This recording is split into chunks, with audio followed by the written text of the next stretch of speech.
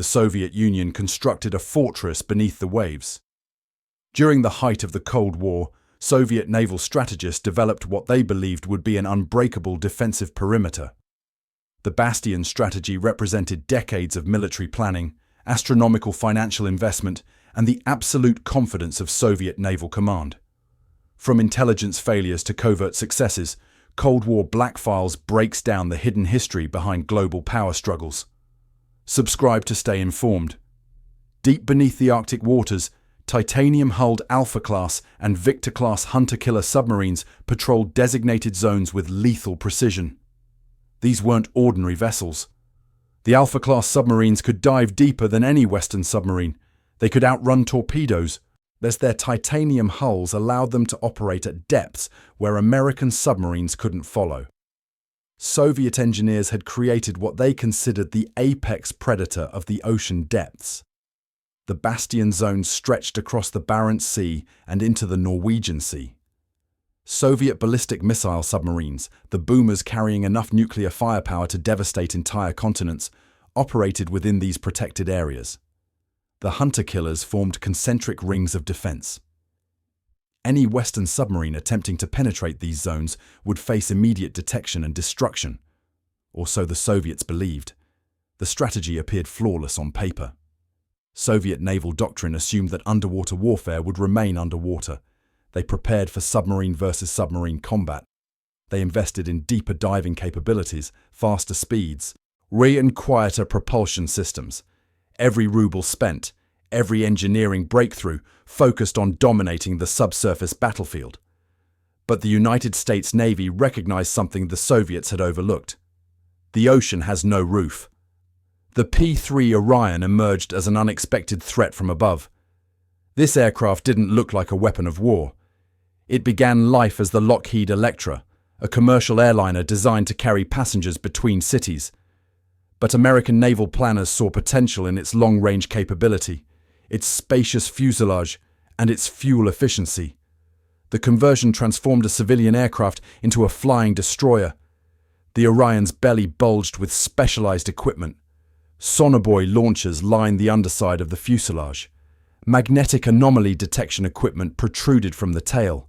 Inside, sophisticated computer systems and acoustic analysis stations replaced passenger seats. Crews of 12 operated in shifts during missions that could last 15 hours or more. The aircraft carried something the Soviets hadn't anticipated. Dozens of sonar buoys, each a sophisticated listening device, could be dropped from altitude to create an acoustic net across hundreds of square miles of ocean. Some buoys listened passively, detecting the subtle sounds of submarine machinery, propeller cavitation, or hull creaks. Others transmitted active sonar pulses, painting acoustic pictures of everything beneath the waves. The P-3 Orion could accomplish what seemed impossible. It hunted nuclear submarines from the sky. The first patrols over the Barents Sea began in the early hours before dawn. Orion crews flew from bases in Iceland, Scotland, and Norway. They navigated through Arctic weather that would ground lesser aircraft. Ice formed on wings. Visibility dropped to zero in sudden snow squalls. Temperatures inside the unpressurized sections of the aircraft plummeted. But the crews pressed on. They had a mission that would redefine naval warfare. The aircraft approached Soviet bastion zones at patrol altitude. Radar operators monitored for Soviet fighter aircraft. Electronic warfare officers tracked surface ship movements. Then the tactical coordinator gave the order to begin the hunt. Sonar buoys fell from the aircraft at precise intervals. Each buoy deployed a hydrophone that descended to predetermined depths on a weighted cable. Within minutes, a grid of listening posts materialized beneath the surface. The passive buoys remained silent and waiting to detect any sound anomaly. The active buoys began transmitting sonar pulses at carefully calculated frequencies and intervals. Inside the Orion, acoustic operators wearing headphones listened to the ocean. They heard shrimp clicking. They heard whale songs. They heard the distant rumble of surface ships. And then, faintly at first, they heard something else. The distinctive sound signature of a Soviet submarine. The once opaque waters of the Barents Sea became transparent under this surveillance. Soviet submarines that had operated with near impunity now faced constant detection. Soviet submarine commanders initially didn't understand what was happening. They operated at depths they considered safe from detection. Their vessels maintained strict sound discipline, yet American aircraft above somehow knew their exact positions. As patrol reports from Alfa-class commanders described impossible tracking accuracy. The Americans appeared to anticipate Soviet movements before they happened. Soviet naval intelligence scrambled to understand this new threat. They analyzed American capabilities. They studied Orion flight patterns. They interrogated their own submariners about potential security breaches. The conclusion was unavoidable and humiliating. The Americans had turned the ocean itself into a surveillance system. The psychological impact on Soviet submarine crews became profound. Submariners who once felt invisible now operated under the assumption of constant observation. The confidence that came from commanding the most advanced submarines in the world evaporated. Every mission carried the knowledge that somewhere above, an Orion might be dropping sonar buoys and tracking movements, recording acoustic signatures.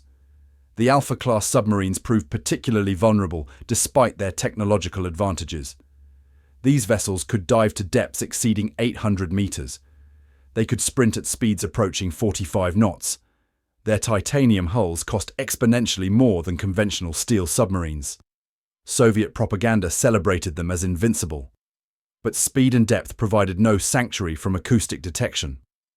The Alfa-class submarines used liquid metal-cooled reactors that required constant circulation pumps. These pumps generated distinctive noise signatures. American acoustic databases catalogued every sound frequency.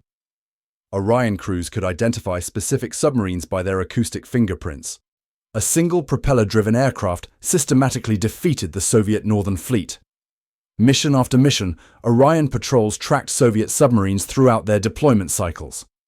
American intelligence knew when Soviet boomers left port, where they patrolled, and when they returned.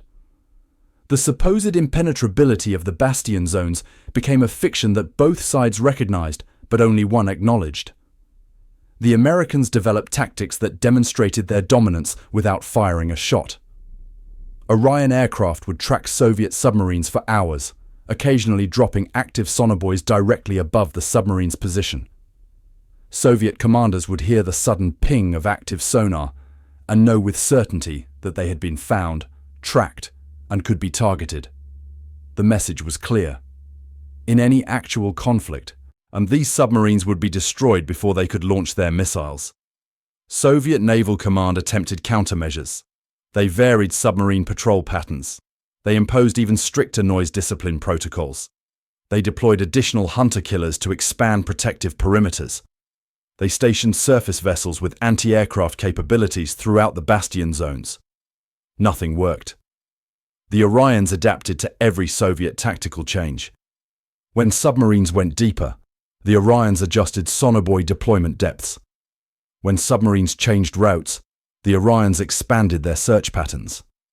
When Soviet fighters scrambled to intercept patrol aircraft, the Orions operated from just outside Soviet airspace, their sonar buoy range allowing them to monitor Bastion zones without entering defended areas. The strategic implications became impossible to ignore. Billions of rubles invested in submarine technology became strategically irrelevant overnight. The entire concept of protected bastions, the cornerstone of Soviet naval nuclear strategy, had been compromised by a modified commercial airliner. Soviet military planners faced an impossible dilemma. They couldn't abandon their ballistic missile submarine fleet. Nuclear deterrence required survivable second strike capability, but they could no longer guarantee that survivability. American tracking meant that in wartime, Soviet boomers would be targeted before they could launch. The carefully constructed balance of mutual assured destruction had tilted. The economic burden compounded the strategic failure. The Soviet Union had invested enormous resources into submarine construction. Titanium fabrication required specialized facilities. Liquid metal reactor technology demanded extensive research and development. Each Alfa-class submarine cost more than an entire conventional submarine squadron. These investments had been justified by assumptions of submarine invincibility that no longer held true. Meanwhile, the P-3 Orion represented comparatively modest expenditure. Modified commercial airframes cost a fraction of custom submarine construction. Sonar buoy technology, while sophisticated, didn't require the exotic materials or extreme engineering tolerances of deep-diving submarines. The United States achieved strategic superiority through innovative application of existing technology rather than brute force engineering. The Orion crews who flew these missions understood their role in the larger strategic picture, and they operated in conditions that tested both aircraft and human endurance. 15-hour missions over Arctic waters offered no margin for error. Mechanical failures could mean ditching in seas where survival time measured in minutes. Soviet fighters occasionally attempted intercepts, requiring evasive maneuvers that pushed elderly airframes to their limits. But the crews persisted because they knew their missions mattered. Every submarine tracked represented a potential nuclear threat neutralized. Every acoustic signature recorded improved American databases.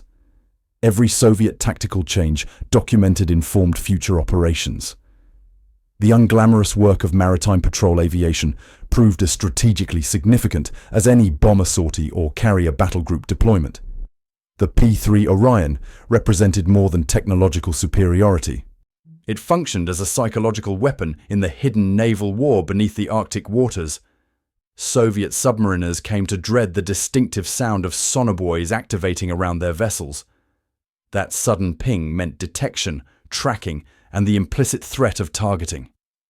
It meant that despite all their training, despite commanding the most advanced submarines their nation could build, they remained vulnerable to an enemy they couldn't fight back against.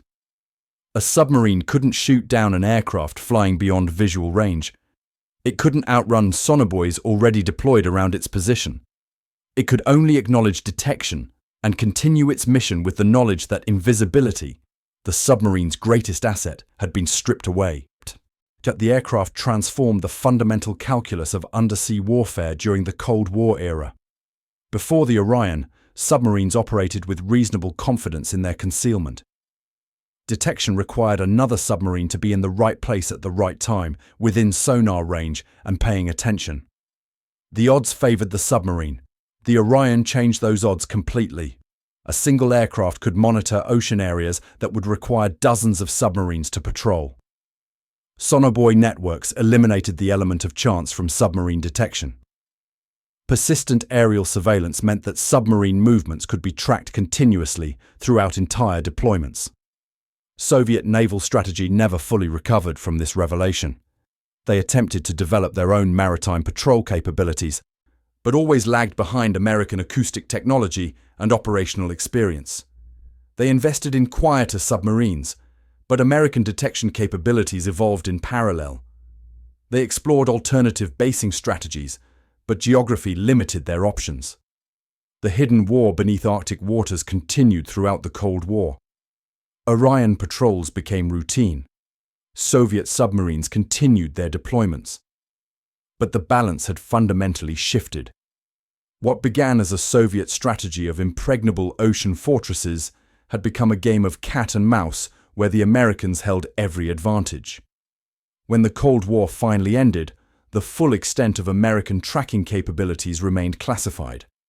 Soviet submarine commanders who had suspected constant surveillance received confirmation of what they had feared. No, American intelligence had indeed known their positions, their patrol routes, their acoustic signatures. The invincible Alfa-class submarines had been systematically catalogued, tracked, and rendered strategically obsolete by an unglamorous propeller-driven aircraft that most people had never heard of. The P-3 Orion continued flying long after the Soviet Union collapsed. Upgraded with modern electronics, equipped with new sensors, adapted for new missions, these aircraft served for over 6 decades. They hunted submarines in every ocean. They conducted surveillance missions. They tracked surface vessels.